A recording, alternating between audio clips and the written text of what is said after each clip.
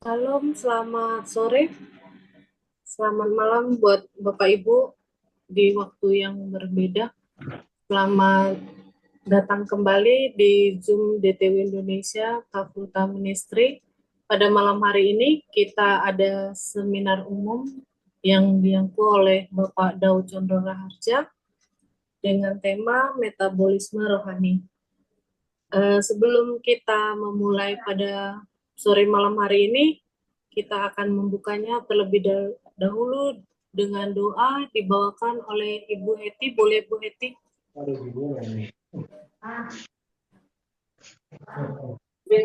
Ibu Hetty, Iya, Ibu Heti. baik, mari kita berdoa. Terima kasih Tuhan, kami sungguh mengucap syukur di malam hari ini. Kembali kami mendengarkan Tuhan, yaitu firman sebagian dari Bapak Daud. Tuhan, kau berkati Bapak. Apapun yang telah disampaikan oleh hamba-Mu ini Tuhan, biarlah menjadi berkat buat setiap kami yang ada di sini Tuhan. Berkati kami Bapak, mulai dari awal, pertengahan, sampai akhir Tuhan. Biarlah Roh Kudus-Mu selalu ada bersama kami. Terima kasih Bapak, berkati setiap kami yang ada di sini Tuhan, yang belum hadir Tuhan, yang kau memberikan Tuhan sinyal yang bagus, sehingga kami bisa bergabung di sini. Di dalam nama Yesus Kristus kami sambut berkat-Mu. Haleluya. Amin. Amin. Amin. Terima kasih buat Bu Heti. Selanjutnya kami persilakan kepada Pak Daud. Ya, terima kasih sekali lagi kepada Bapak Ibu, terutama Bu Desi yang sudah dengan setianya selalu eh, memfasilitasi gitu ya di program-program BTU. Sudah nampak ya Ibu Bapak ya? Sudah Pak. Ya, Shalom kembali pada sore hari ini kita akan belajar ya Bapak Ibu ya, bagaimana kita bisa mengaktifkan manusia rohani kita. eh, Nanti kita akan belajar ya. Nah, di sini saya mengambil satu topik yaitu metabolisme roh gitu ya di sini. Kalau saya boleh tanya ke Bapak Ibu, metabolisme itu apa? Yang biasa dulu aja, metabolisme secara biasa kalau Bapak Ibu belajar biologi itu ya, waktu SMA atau bahkan SMP mungkin udah gitu ya. Ya, nah ini. Jadi begini Bapak Ibu, metabolisme roh itu adalah konsep dalam spiritual yang menggambarkan bagaimana manusia roh mengalami proses perubahan atau perkembangan yang serupa dengan metabolisme biologi dalam tubuh. Bapak Ibu sering berolahraga nggak atau nge-gym gitu ya? Kan tubuh kita ini terdiri dari tubuh, jiwa, dan roh. Kalau nge-gym yang dilatih ototnya gitu ya. Kalau jiwa kita belajar di sekolah, otak kita diasah, diajar gitu ya, termasuk pada kali ini. Nah, sebenarnya manusia roh ini perlu juga dikuatkan ya, harus diseimbangkan gitu ya. Jadi ada latihan gym untuk otot, ada latihan untuk pikiran kita dan juga untuk manusia roh kita. Ya, jika dalam biologi metabolisme adalah proses kimia yang mengubah makanan menjadi energi dan mendukung pertumbuhan serta pemeliharaan tubuh fisik. Maka dalam konteks spiritual ini metabolisme roh menggambarkan proses pembaruan atau pemurnian jiwa. Bapak Ibu, nanti di sini saya akan banyak menggunakan eh, gambar dan cat-cat ya Bapak Ibu ya. Nah, sekarang beberapa elemen dari metabolisme roh. Kita ini dituntut untuk bisa hidup suci, Bapak Ibu. Ya, Nah, penyucian di sini itu elemen yang pertama adalah meskipun kita udah ditebus oleh Tuhan Yesus melalui pengorbanannya di kayu salib, namun untuk mengaktifkan manusia roh kita, itu kita harus membuat keputusan untuk bisa hidup suci, mengikut Tuhan Yesus dan menjadi lahir baru, Bapak Ibu. Ya, nanti Bapak Ibu kalau ada yang belum tahu atau ada sesuatu yang missing gitu ya, selanjutnya bisa menghubungin saya secara personal gitu ya, karena ini sangat penting sekali di hari-hari akhir hidup kita. Waktu kita sudah sangat amat dekat sekali. Jadi kalau masih belum tahu menjadi lahir baru, lah ini ada sedikit istilahnya proses yang melambat. Nah, ini harus ada sesuatu nantinya untuk bisa Bapak Ibu ini melakukan percepatan. Gitu ya Bapak Ibu. Nah, sekarang coba ini ada grafik Bapak Ibu ya. Kalau yang di sumbu X ya, ini yaitu kedewasaan atau maturity. Yang Y-nya, sorry, X-nya itu yang aging ya, waktu. Ya, yang tidur, yang tegak itu adalah kedewasaan, maturity, sembunyi, gitu ya. Itu ada seseorang itu mempunyai suatu siklus ya Bapak Ibu. Nggak bisa disangkal kita semua, kita lahir dari bayi, ya toh menjadi anak, akil balik, dewasa, lansia, dan semua orang pasti akan nantinya meninggal, gitu ya. Nah, di sini ada suatu proses-proses Bapak Ibu ya. Peranan lingkungan manusia atau social environment dan peranan lingkungan material environment ya. Mana yang akan membentuk Bapak Ibu di sini ya. Nah, termasuk kita apakah mau mengikuti eh, keadaan dunia atau kita mau meninggalkan dunia untuk benar-benar menuju langit baru bumi baru. Ya, kedewasaan setiap orang ini juga berbeda-beda. Ya, ini membutuhkan waktu yang lain-lain. Ya, di sini kalau tubuh ini saya gambarkan ini dengan garis yang merah ini ya. Ya, Bapak Ibu bisa lihat ya kursornya ini ya. Ya, ini grafiknya. Artinya akan kita dikasih Tuhan 70 sampai 80 tahun. Ya, kurang lebih.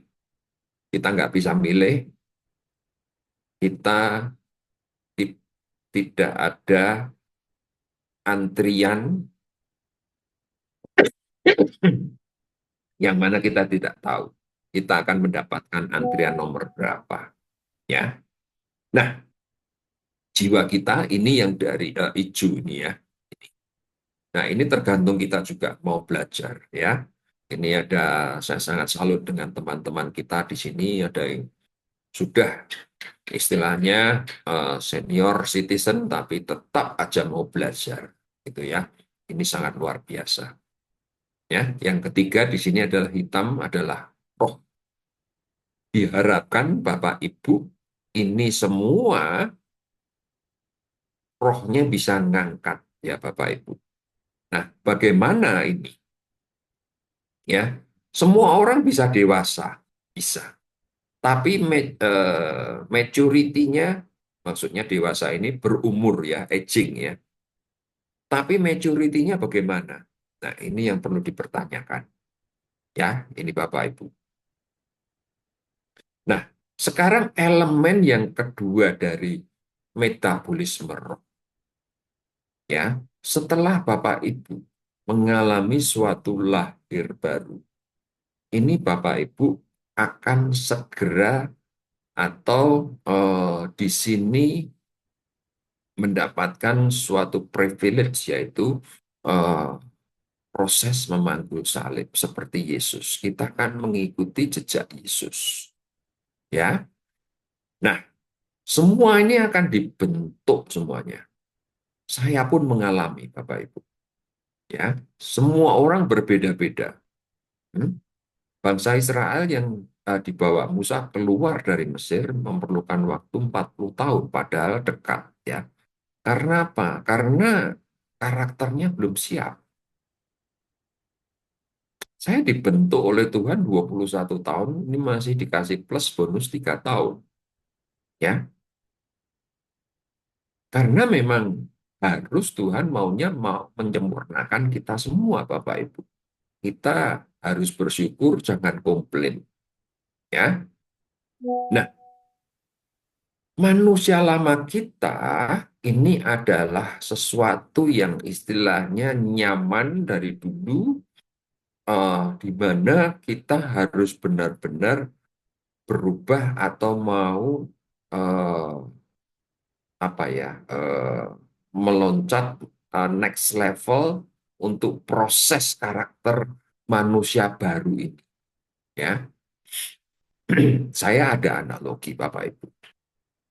Kalau Tuhan Yesus sebagai chef atau juru masak yang utama, dia menginginkan semua apa yang ada di dalam karakter, di dalam eh, eh, manusia ciptaannya, itu adalah nantinya karakter-karakter yang baru. Dan tidak bisa secara otomatis Tuhan yang sudah apa namanya memberikan istilahnya voucher gitu ya. Voucher ini harus diaktifkan, Bapak Ibu, ya. Nah, ini istilahnya Tuhan Yesus itu membuat satu cetakan. Cetakan yang diinginkan oleh Tuhan Yesus untuk karakter baru. Kalau Bapak Ibu pernah membuat agar-agar dengan cetakan bintangkah atau cetakan bentuk-bentuk lain. Nah, ini cetakan-cetakan yang diinginkan ya Bapak Ibu ya. Paham ya Bapak Ibu?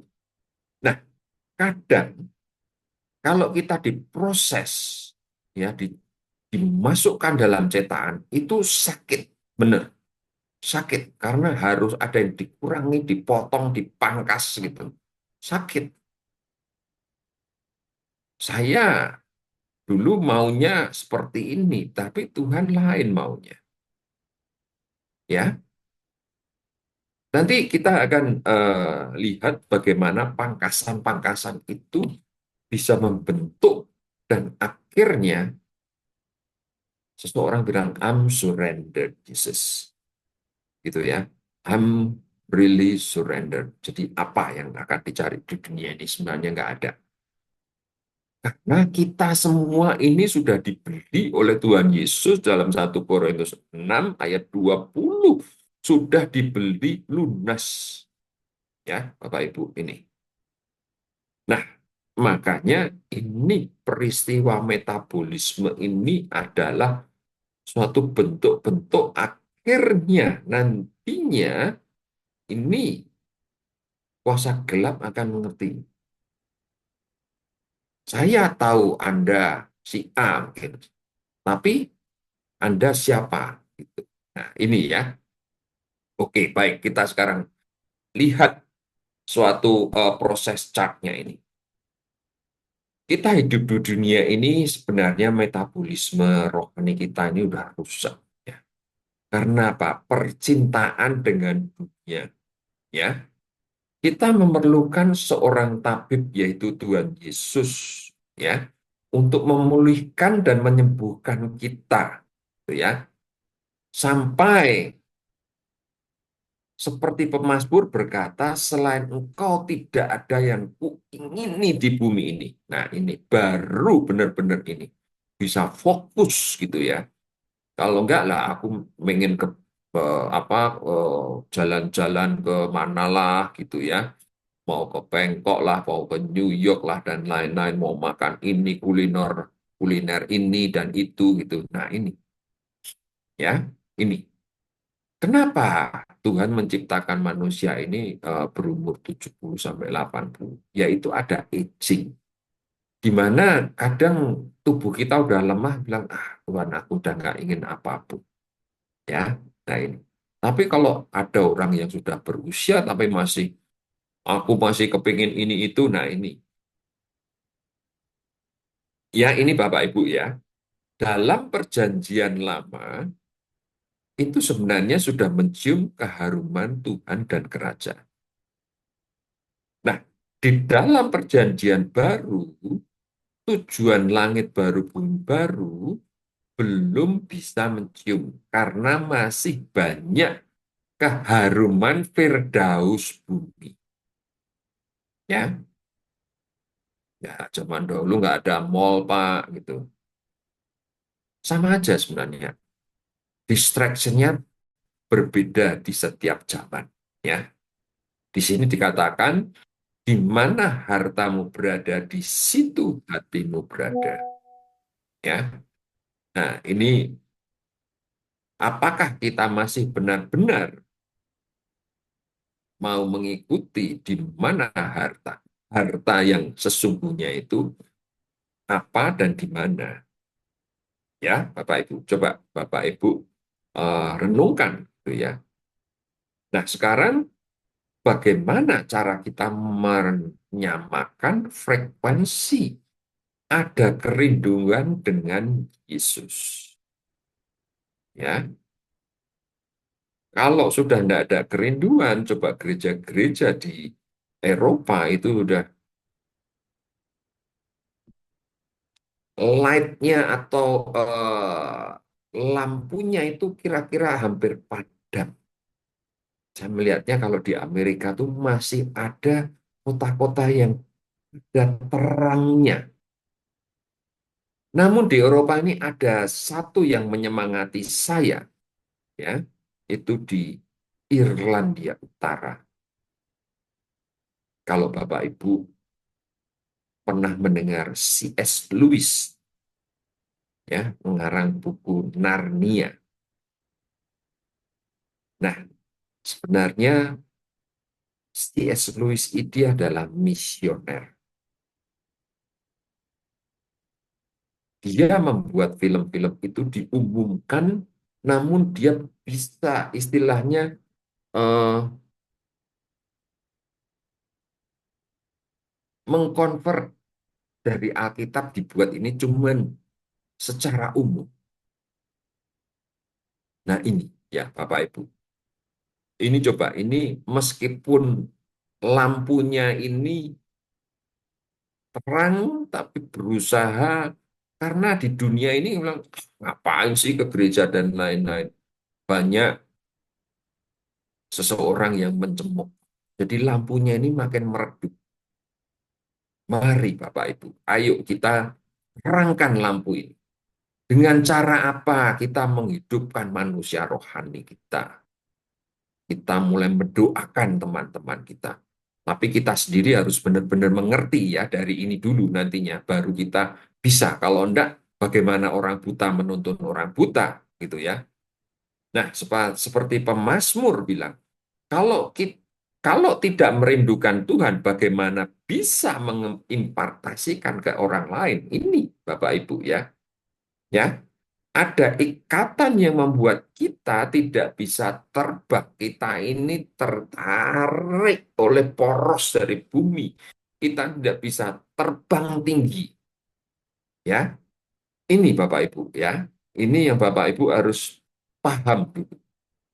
Nah, ini Bapak Ibu nantinya dari pikiran Bapak Ibu digest, cerna bagaimana supaya manusia roh itu Bapak ini juga bisa nantinya eh, terimpartasi, ya. Tapi ini pun harus mengalami suatu proses, itu ya Bapak Ibu ya. Nah, ini yang ketiga, elemen yang ketiga, transformasi. Seperti yang saya katakan tadi, Musa membawa bangsa Israel 40 tahun di padang gurun, ya, di padang gurun. Bapak Ibu tadi udah doa puasa, ya. Bagaimana kita bisa beribadah dalam hidup di dunia ini, ya. Berpuasa melawan semua godaan-godaan, ya. Ini padang gurun ini setiap manusia berbeda-beda tergantung fleksibilitas atau kelenturan manusia roh, ya. Tergantung kita setiap orang bagaimana bisa mengampuni orang lain. Waktu saya mencari Tuhan, saya berpuasa, saya ikutin semua, ya, semua. Puasa saya itu adalah kalau pagi minum apa namanya susu kedelai, sore jus buah saja. Di tengah-tengahnya minum air putih. Tidak ada solid food selama 40 hari. 16 kilo, Bapak Ibu. Istri saya sampai bilang, kamu udah sama, tulang sama kulit jadi satu. Tapi karena saya benar-benar mau mencari, nah itu. Tidak hanya itu, tapi ya saya harus benar-benar melatih sensitivitas dari manusia roh dengan cara ya kita menyembah Tuhan setiap pagi, membaca Alkitab. Ya, ini jadi setiap orang kalau mau menjadi jahat itu butuh waktu, begitu juga seorang untuk bisa menjadi orang yang benar itu juga butuh waktu. Ya, seperti seorang Saulus menjadi Paulus begitu dia bertobat itu memerlukan waktu untuk bisa percaya. Seseorang mempercayai yang bernama Saulus menjadi Paulus ini benar-benar miliknya Tuhan. Butuh waktu, Bapak Ibu. Kalau dulu ambil aja contoh saya seorang tukang bohong umpamanya begitu ya, ini contoh saja. Saya seorang yang istilahnya suka main bohong. Jadi kalau saya sekarang udah bertobat dan benar-benar mau mewartakan, seseorang pasti akan bertanya-tanya. Dan itu memerlukan waktu. Kadang waktu yang diperlukan itu sekitar 4 sampai 5 tahun tergantung dari track record atau buah-buah roh saya. Ini ya Bapak Ibu. Sekarang kalau di dalam Matius 19:21 tertulis bagaimana? Seperti ini. Jikalau engkau hendak sempurna, pergilah, jualah segala milikmu, dan berikanlah itu kepada orang-orang miskin. Maka engkau akan beroleh harta di surga. Kemudian datanglah kemari dan ikutlah aku. Kalau Bapak Ibu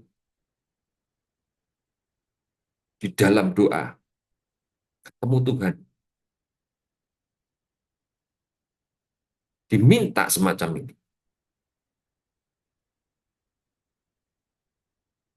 Pergilah, jualah segala milikmu, berikan kepada orang miskin semua harta. Bagaimana Bapak Ibu? Mungkin ada yang bertanya, Pak Daud udah pernah mencoba belum tuh, gitu kan? Menjadi seorang pengkhotbah harus berani melakukan Pak Daud. Bapak Ibu, saya sudah melakukan 2 kali. Tahun 1999 di Jakarta, saya jual. Saya dulu tinggal di Jakarta, KTP Jakarta. Saya bilang pada istri saya, kita semua belum pernah give thanks atau memberikan sesuatu ke orang tua. Kita jual ya, kita berikan ke orang tua. Terus kita pulang ke Jogja. Istri saya bilang, iya gitu aja.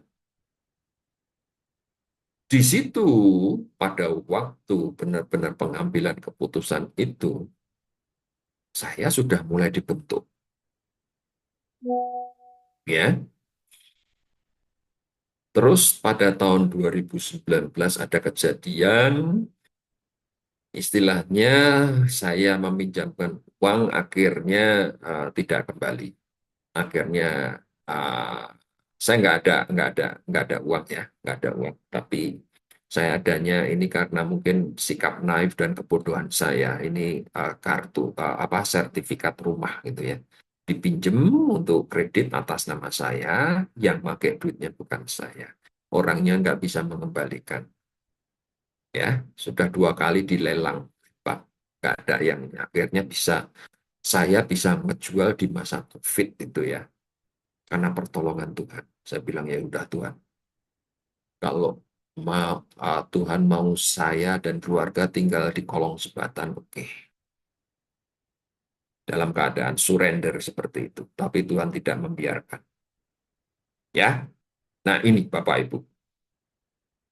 Beranikah Bapak Ibu? Suatu tantangan yang hebat, emang.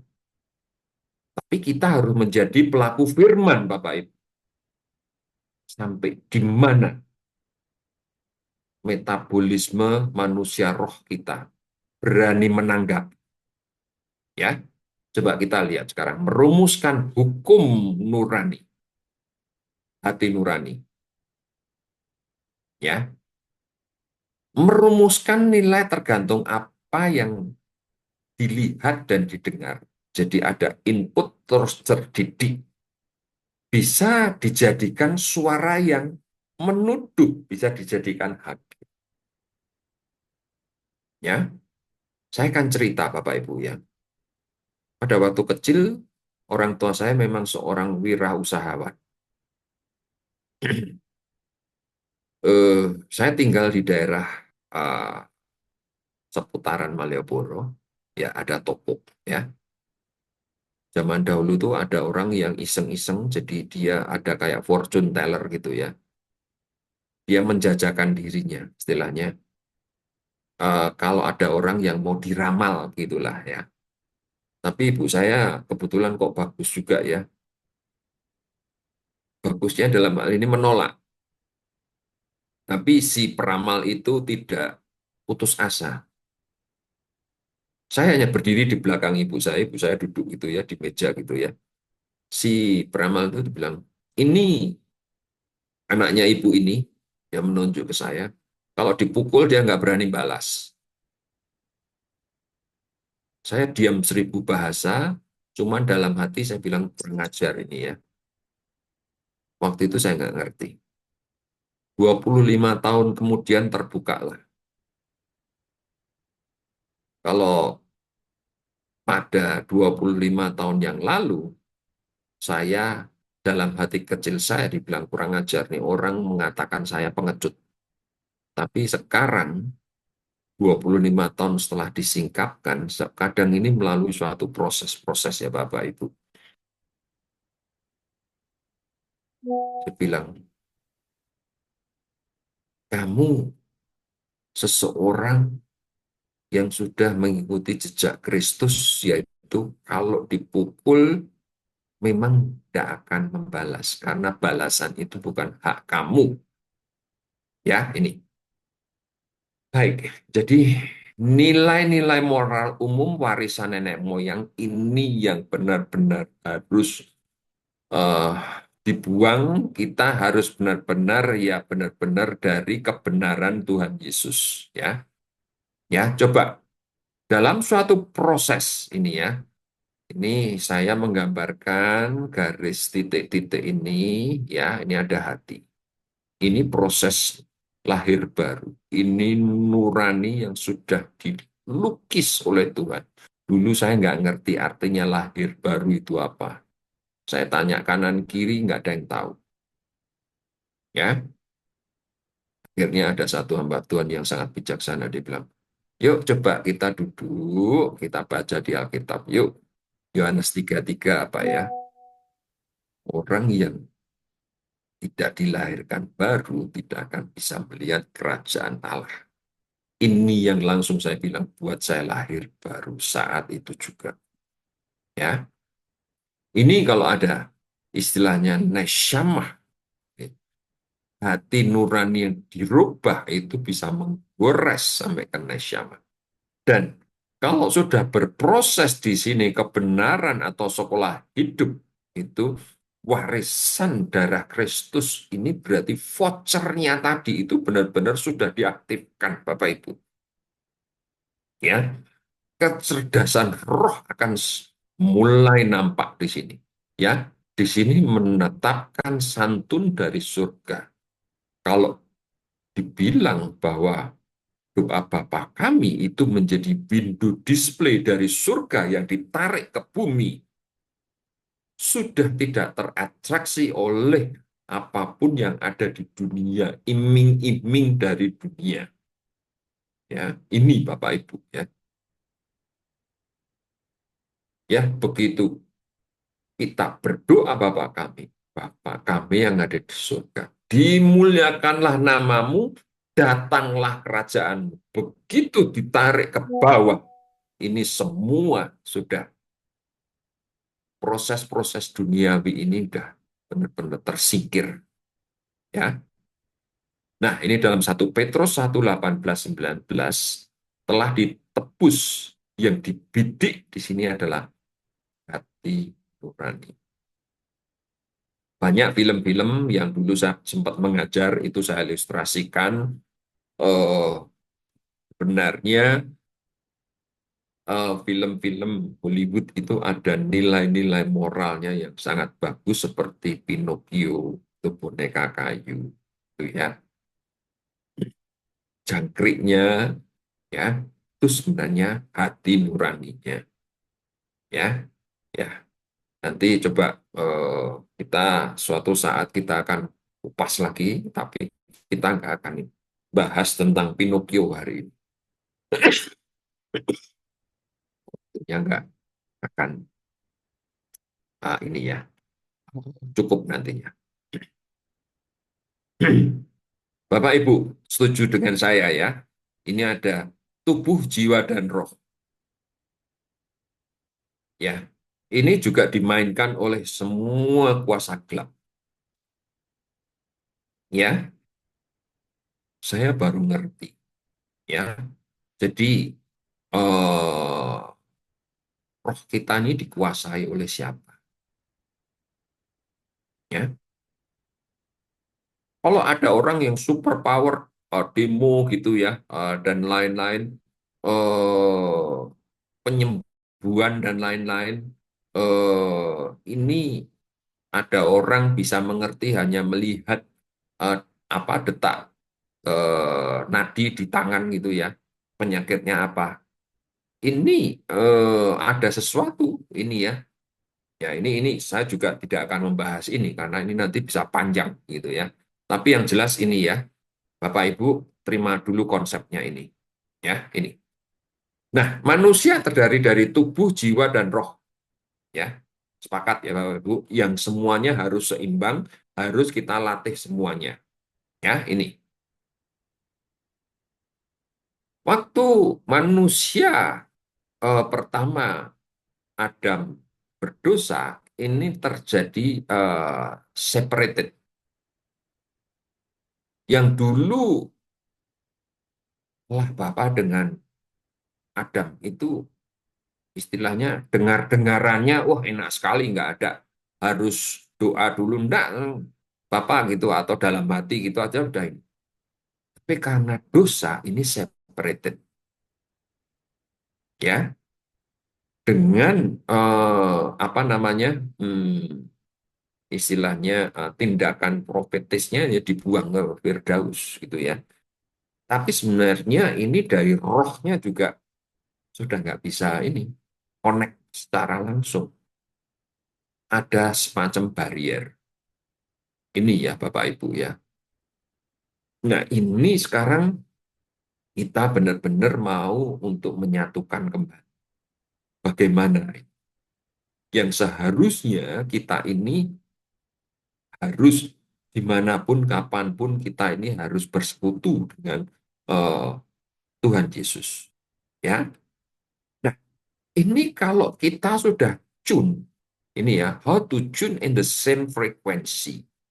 Ya, Ini semua ini ada pre-encounter with God, worship, ini semua. Coba Bapak Ibu ya, coba Bapak Ibu ini deh, apa namanya? Kalau pagi worship menyembah gitu ya.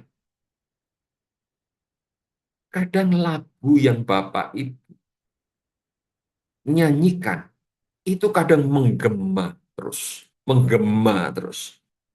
Nah ini yang sudah cikal bakal sebenarnya Bapak Ibu. Ya, kadang kalau saya apa ya, bukan meminta tapi memohon Tuhan atau bertanya apa-apa, seolah-olah Tuhan diem. Tapi begitu selesai, kadang saya ke pasar gitu ya, nemenin istri atau jalan kemana gitu. Jawaban-jawaban itu istilahnya eh, terberikan gitu ya. Jadi kadang ini saya harus pasang memori ataupun tulisan, kadang kalau lupa harus dicatat ya. Itu ya Bapak Ibu ya. Ya, karena kita ini kadang kalau kita belum bisa fokus, banyak yang lupa nantinya. Paham ya Bapak Ibu? Nah, sekarang gini. Ini kalau saya breakdown ya Bapak Ibu ya. Ini ada tadi lingkungan material ya dan lingkungan manusia ya. Dalam tubuh ini saya katakan di sini adalah sin nature gitu ya. Ya, meternya urusannya adalah apa? Kita harus untuk semuanya untuk Tuhan. Itu kan ini di sini ya. Nah, drawback kekurangannya itu apa? Gitu, kelemahannya itu apa? Ini for me untuk saya ya. Ini dalam lingkungan material ya. Jadi semuanya itu harus untuk Tuhan. Nah, sekarang ini jiwa. Kalau Bapak Ibu ada kerindungan, ini akan kelaparan, ada kerinduan ya. Tubuh itu kalau nggak dikasih makan, lapar kan ya. Nah, jiwa itu harusnya kalau Bapak Ibu belajar terus, ini ada suatu kelaparan-kelaparan yang Bapak Ibu ikuti seperti seminar pada saat-saat ini dan lain-lain, persekutuan dan lain-lain ya. Ini meternya apa? Ini purpose-nya ya. Nah, kadang ke apa kelemahan kita adalah ignorant. Ignorant itu apa? Ketidaktahuan. Ketidaktahuan kita. Karena apa? Kita nggak baca Alkitab, kita nggak. Bagaimana kita nantinya Holy Spirit bisa akan mengingatkan ke kita kalau kita nggak nggak nggak pernah baca Alkitab, ya paham ya Bapak Ibu? Nah, ini manusia roh ini ya, ini kan separated ya tadi itu ya. Bagaimana kita bisa reunion lagi, gitu ya? Di sini meternya adalah apa nih? Konsepnya, ya. Nah, ini atau concern ya, kepedulian. Nah, ini lagi, ini juga ketidaktahuannya adalah ignorant ya. Jadi semua kalau dipisah-pisah ini nanti di bedah anatomi roh gitu ya. Ini kelihatan semua. Ya, ini dalam lingkungan manusia juga gitu. Ya, ini signature for him, ini ya apa ini? Apa ini? On off ya. Kadang on, kadang off gitu ya. Nah, ini. Nah, jiwa ini juga hungry, ini tetap ada, harus ada purpose-nya itu apa, ya, ya. Nah, ini drawback-nya ignorant, ketidaktahuan. Yang manusia rohnya di sini adalah yaitu tetap aja suatu konsep, ya. Ini drawback-nya adalah how to gimana sih caranya gitu ya. Nah, gimana caranya? Yuk kita lihat lagi. Bapak Ibu, ini kalau kita sudah lahir baru, hati nurani yang terdalam, ya. Hati nurani itu selalu positif ya Bapak Ibu ya. Bapak Ibu kalau sering bergumul gitu ya, seperti film kartun. Di sebelah kanan malaikat, di sebelah kiri kuasa gelap. Ya, kalau tapi udah dicap ya, hati nurani Bapak Ibu seperti dalam 1 Timotius 4:1 tertuliskan di sini, cap ini adalah kauterapso ya, dalam bahasa Yunaninya ini dihanguskan oleh cap besi. Nah, ini kalau cap yang salah yaitu kesaksian pribadi porsinya lebih banyak ya. Ini adalah kuasa Tuhan, bukan pribadi Tuhan. Nah, ini yang kalau cap yang salah ini yang sering dikultuskan. Ya, coba kita lihat lagi. Nah, sekarang bagaimana supaya bisa transform untuk hidup suci?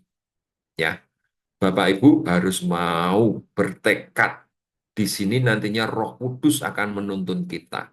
Ya, nah, hidup suci ini adalah suatu tantangan di dalam dunia ini. Bagaimana percintaan dengan dunia kita, ya?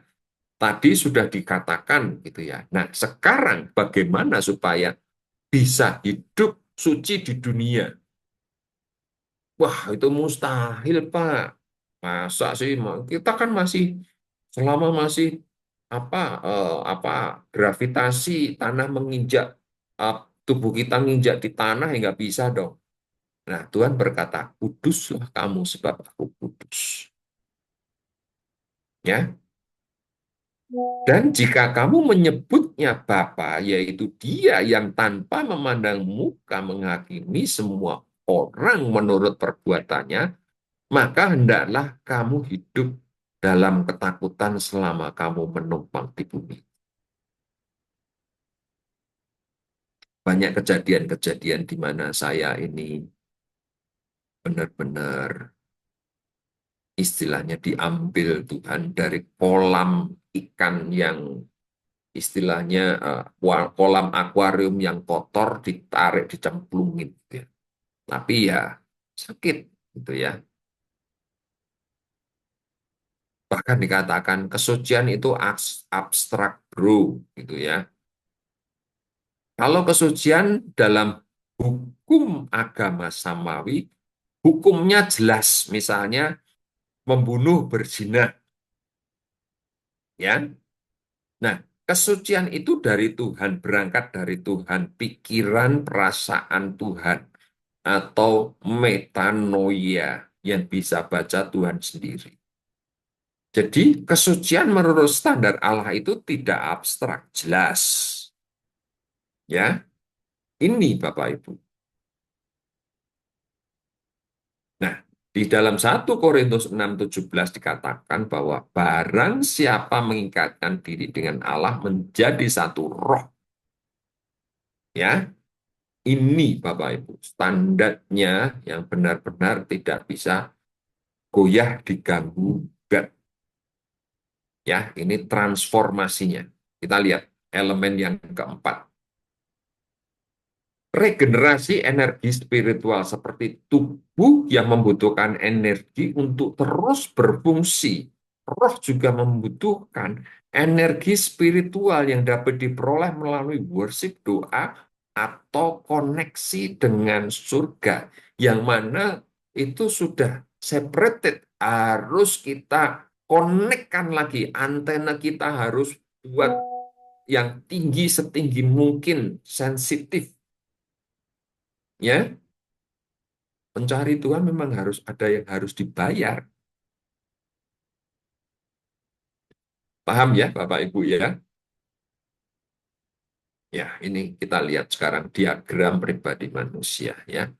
Pikiran kehendak ini ya. Ya, ini dari tubuh ya. Terus hati nurani conscience. Ini ada I-nya. Ini kita harus membungkam I-nya ini. Karena kita ini sudah dibeli oleh Tuhan Yesus. Sebagai orang budak belian, apakah bilang, wah saya makannya apa? Gitu kan, enggak bisa kan? Tapi kan Tuhan sebagai seseorang yang memiliki kita, nggak ingin anaknya akan menderita. ini ya, Bapak Ibu ya. Nah, sekarang ini lebih jelas lagi. Kejadian 1 ayat 26. Manusia ini diciptakan segambar dan serupa ya dengan Tuhan.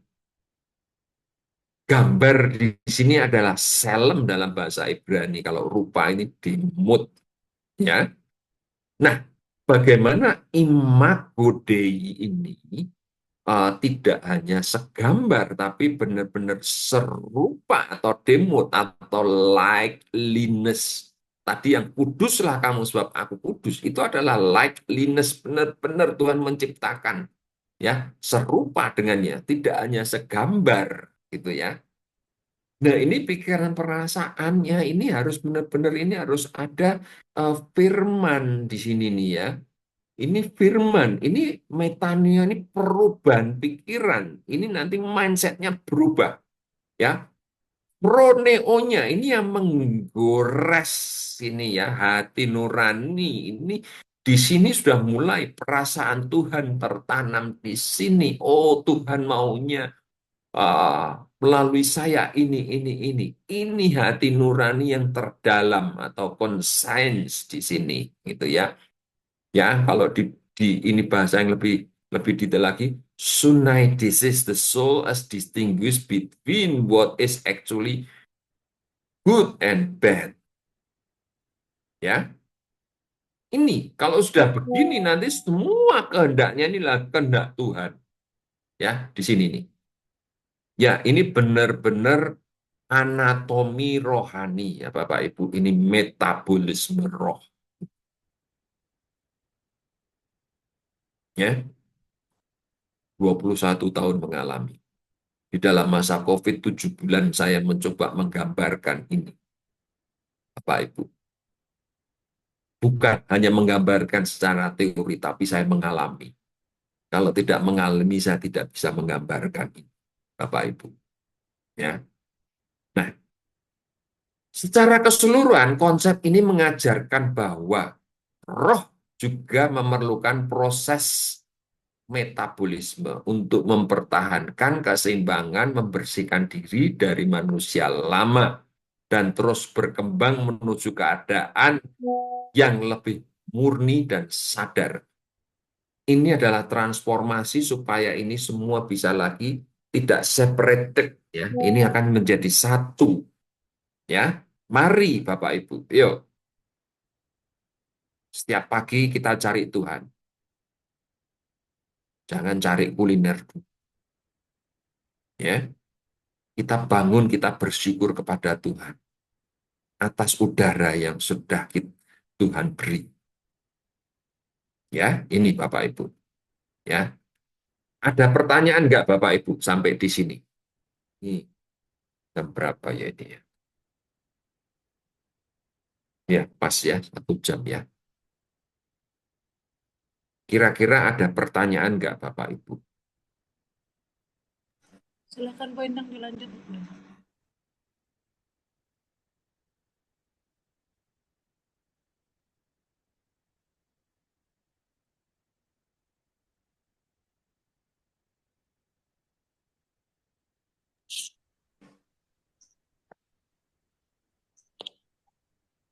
Baiklah Bapak Ibu, jika ada yang ingin bertanya, kami persilakan.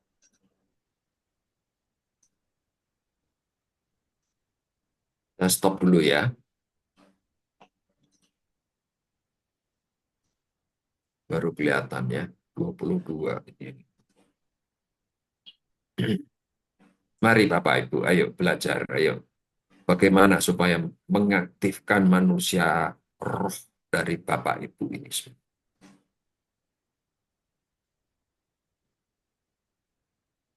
Pak Wawan, silakan Pak Wawan. Shalom Pak. Shalom Mbak Wawan. Pak Daud dari tadi bicara manusia roh, manusia roh.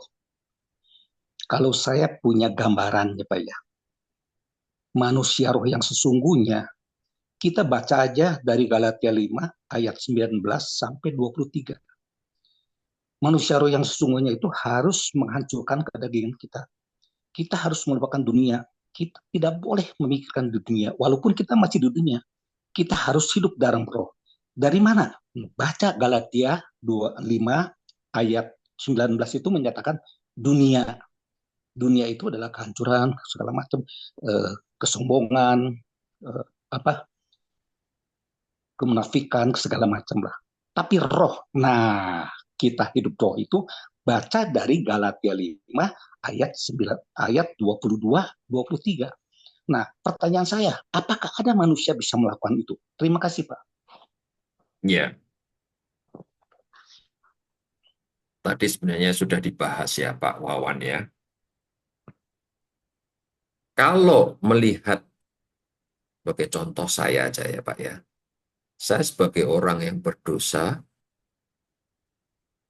saya selalu dituduh, apa kamu bisa? Apa kamu bisa? Tapi saya percaya kepada Tuhan yang bisa memampukan. Kalau saya sendiri tidak bisa Pak, tapi dengan pertolongan Tuhan itu dimampukan. Terbukti, jadi saya mencari Tuhan, mengetok, mengetok, mengetok, mengetok pintu terus. Gitu ya. Nah, di situ semua satu persatu dibukakan, dibukakan, dibukakan, dipertemukan dengan orang, dipertemukan dengan hamba Tuhan. Nah, di sini saya terus juga belajar, belajar, belajar. Jadi, saya kira kalau dikatakan mana mungkin manusia ini bisa sempurna hidup di dunia ini, mampu, itu ya. Saya yakin kalau hanya sendiri tidak mengandalkan Tuhan Yesus, kita tidak mampu. Tapi dengan kita humble down, Tuhan bimbing aku tidak mampu, saya mohon bimbingannya. Saya kira itu yang harus kita. Karena dengan semuanya itu, saya pun sekarang masih tetap akan belajar. Saya tetap harus belajar. Gitu ya. Nah, saya juga tetap harus diam di kaki Tuhan, benar-benar setiap pagi berdoa, apa sih maunya Tuhan? Gitu kan? Saya kira gitu, Pak Wawan. Semoga bisa menjawab pertanyaannya, Pak. Iya, saya tambah sedikit lagi Pak Daud ya. Yang merasa itu hamba Tuhan bukan Pak Daud aja, hampir semua hamba Tuhan mengajarkan bahwa kita manusia bisa sempurna asal mengandalkan Tuhan. Dan saya memberi gambaran Pak, walaupun kita ditolong oleh Tuhan, kita tidak bisa sempurna. Kenapa? Saya jawab Pak, ini jelas jawabannya. Kalau kita sempurna seperti Tuhan Yesus, berarti kita itu udah menjadi Tuhan. Dan nggak mungkin manusia itu sempurna. Kenapa? Karena manusia diciptakan. Sedangkan Tuhan itu adalah pencipta. Bagaimana sang diciptakan jadi pencipta? Itu mustahil, Pak. Makanya Tuhan selalu bilang, harus sempurna itu tujuannya supaya kita berbuat baik. Bukan jadi sempurna beneran. Nggak mungkin. Kalau kita sempurna, kita bisa menciptakan manusia lagi. Kita bisa menciptakan bumi. Kita bisa menciptakan segala macam seperti Tuhan. Jadi nggak bisa manusia itu sempurna. Cuma Tuhan mengajarkan kita supaya kita baik dan kita kudus dan kita supaya semangat bahwa kita akan hidupnya benar. Makanya Tuhan harus sempurna seperti Bapakku di surga pun sempurna. Tujuannya itu. Dan Tuhan yakin, seyakin-yakinnya bahwa kita tidak bisa sempurna seperti Sang Pencipta. Karena kita itu ada diciptakan. Terima kasih Pak Daud. Terima kasih, Pak.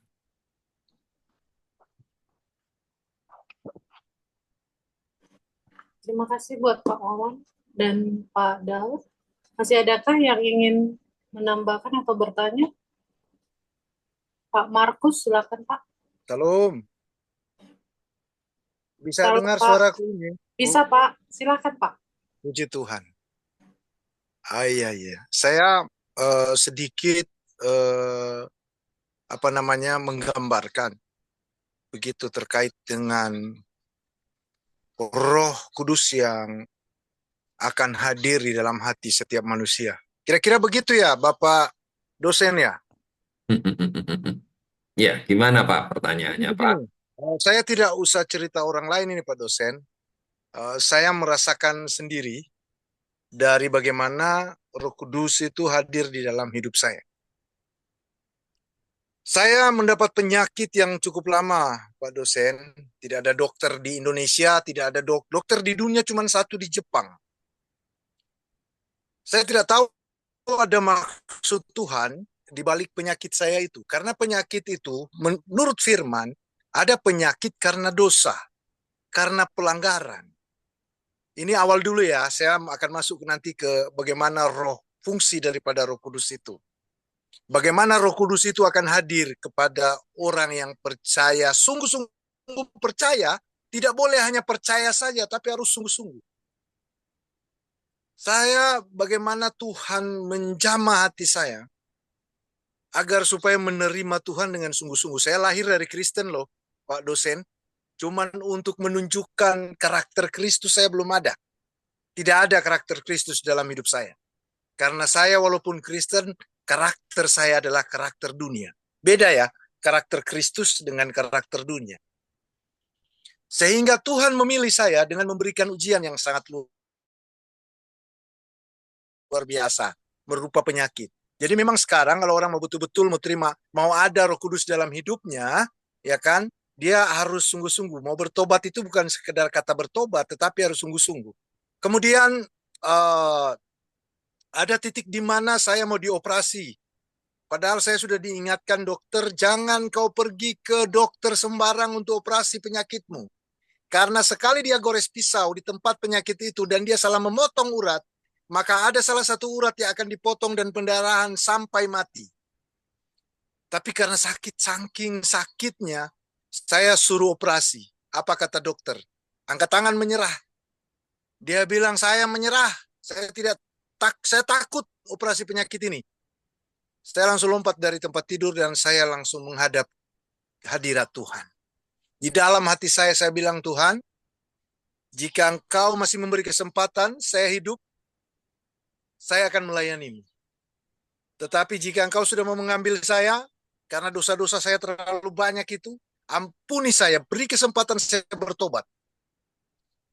Kemudian saya sudah tidak memakai obat-obat dokter apapun, saya pakai minyak urapan saja, gosok di tempat sakit itu, akhirnya sakit saya sembuh. Tapi prosesnya lama loh, tidak langsung sembuh, karena Tuhan mau karakter saya diubahkan dari penyakit itu. Karena kalau Tuhan kasih sembuhkan satu kali sembuh, seperti orang buta di firman itu dicelikkan matanya, maka saya akan kembali lagi kepada dosa. Karena saya nanti akan ada pandang remeh sebagai manusia. Oh, saya kok disayang Tuhan, ya kan? Saya pasti disembuhkan lagi gitu. Jadi dikasih tahap demi tahap kesembuhan penyakit saya. Dan di situ Tuhan mulai menjamah hati saya dan merubah karakter saya. Akhirnya apa? Setelah saya disembuhkan Tuhan, saya mulai melayani Tuhan dan Tuhan mendengar doa saya. Saya mulai melayani di KKR, saya pimpin ibadah di KKR, padahal saya ini paling pemalu dan tidak mau sekali untuk melayani Tuhan. Karena saya ini orangnya pembuat dosa dan kesalahan, persinahan, dosa kejahatan apapun sudah saya buat. Mabuk-mabukan, masuk diskotik. Akhirnya dirubah semua oleh Tuhan. Tidak ada lagi hawa nafsu yang timbul di dalam hati saya.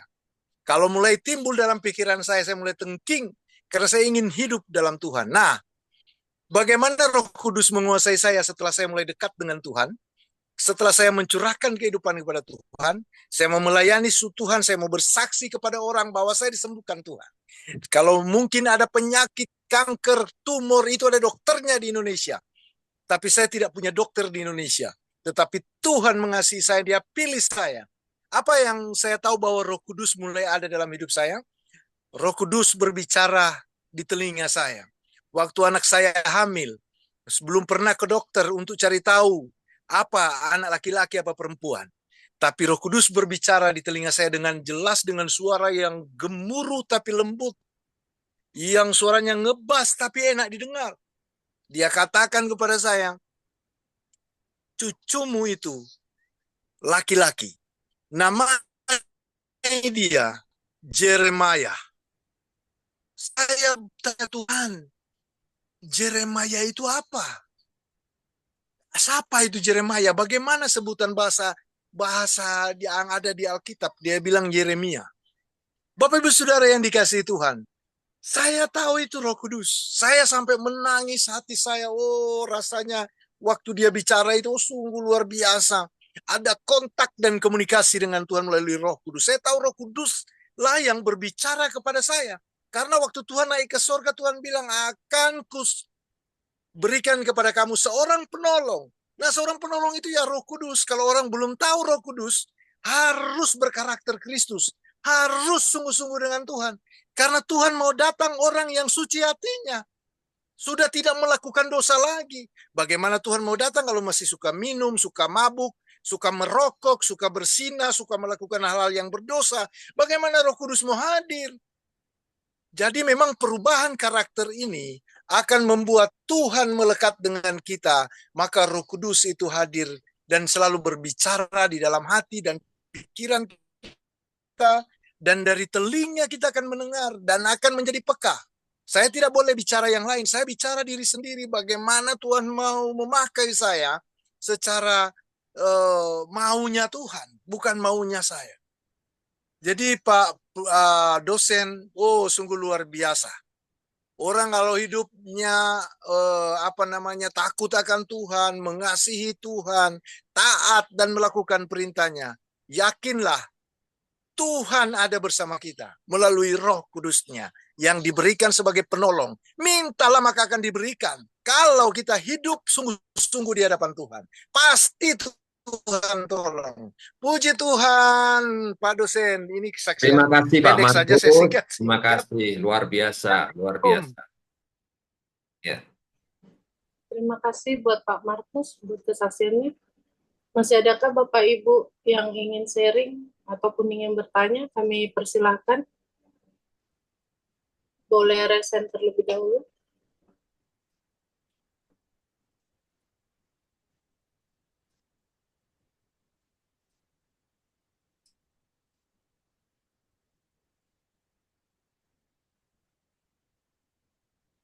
Sudah tidak ada lagi kah?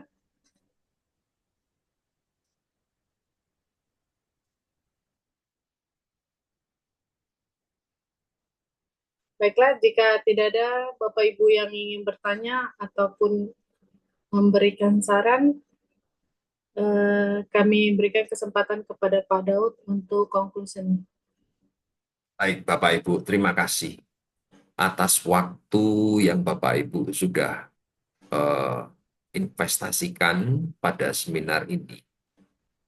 Di sini ini semuanya hanyalah awal, di mana sebenarnya nantinya tergantung dari Bapak Ibu sendiri. Sudah ada banyak kesaksian dari Pak Markus, Pak Wawan, gitu ya. Nah, intinya marilah kita mau melatih diri kita, ya. Jadi nantinya semuanya ini adalah arahannya adalah ke langit baru. Ya. Ini semuanya kalau ada iming-iming, ya bukannya kita tidak boleh makan yang enak, namun makan secukupnya, living just enough, itu yang menjadi mutu.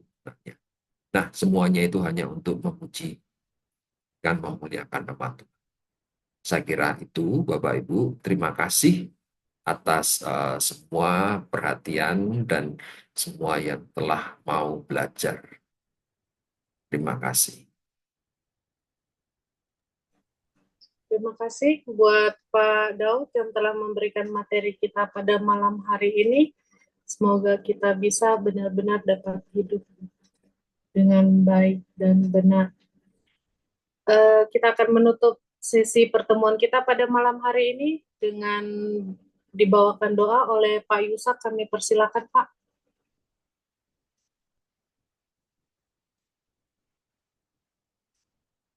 Pak Yusak. Jika tidak ada Pak Wawan, boleh bawa dalam doa untuk menutup pertemuan ini.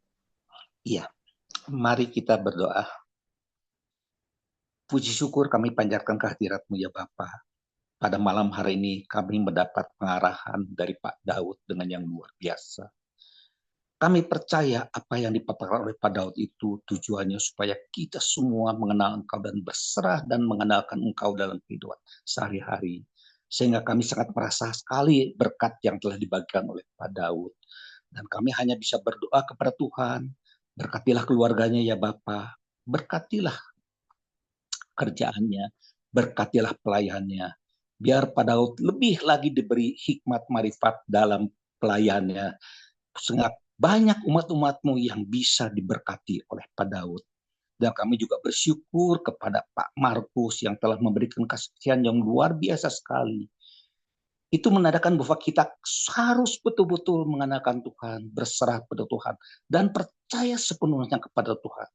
Karena di tangan Tuhan tidak ada yang mustahil. Segala sesuatu bagi Tuhan itu sangat mudah untuk dilakukannya. Bagi orang-orang yang berserah dan mengenalkan kepada Tuhan. Kami juga berdoa untuk Pak Ferry sebagai pimpinan DDTU ya Bapak. Biarlah Engkau pun memberkati keluarga dan kerjaan dan semua pelayanan Pak Ferry. Sehingga dalam memimpin DDTU ini lebih bijaksana lagi, lebih luas lagi pengertiannya, dan lebih besar lagi DTU di masa depan ya Bapak. Kami serahkan semuanya ke hadirat-Mu ya Bapak. Kami tidak bisa berpanjang-panjang bercerita, karena banyak sekali yang perlu kami doakan. Kami serahkan semuanya ke hadirat-Mu ya Bapak. Atas nama Yesus Kristus, Allah yang hidup, kami berdoa dan bersyukur. Amin. Amin. Terima kasih Amin. buat Pak Terima Daud kasih Bapak Ibu. semuanya. Terima kasih Pak Daud, terima kasih. Salam.